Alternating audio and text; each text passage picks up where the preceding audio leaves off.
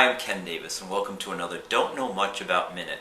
By now, most of you have heard of William Wallace. Mel Gibson made sure of that with Braveheart, which is one of my favorite movies. But you probably haven't heard of William Weatherford, another Scotsman who led his people in a war for land and freedom. Only he wasn't fighting against an evil king, he was fighting against the United States government.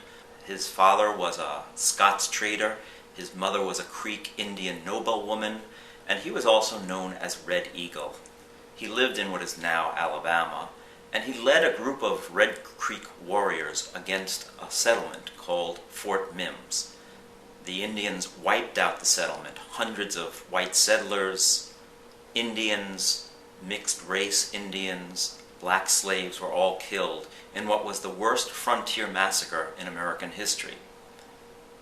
A few weeks later, the whole country was out for vengeance. It was like a 9/11 moment from the 19th century.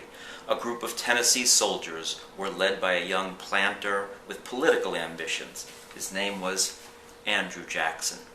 Jackson led his men, finally catching up with Red Creek after months of tough fighting, and destroyed the Indians at a place called Horseshoe Bend. After the battle was over, Jackson had his men cut off the noses of the Indians to count the bodies. William Weatherford, or Red Eagle, actually escaped. He came back to Jackson's camp a few weeks later, and although Jackson had promised that he would hang Weatherford if he caught him, he decided to let him go. Weatherford promised he would bring his people in, and they would agree to resettle in western lands.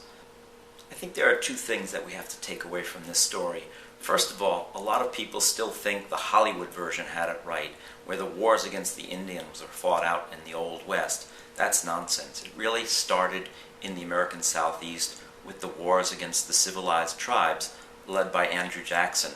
And that's the second point.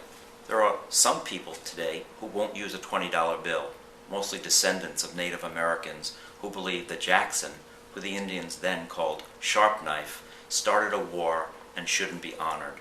That's just one part of our hidden history, and it's a story I try and tell in A Nation Rising. Thank you.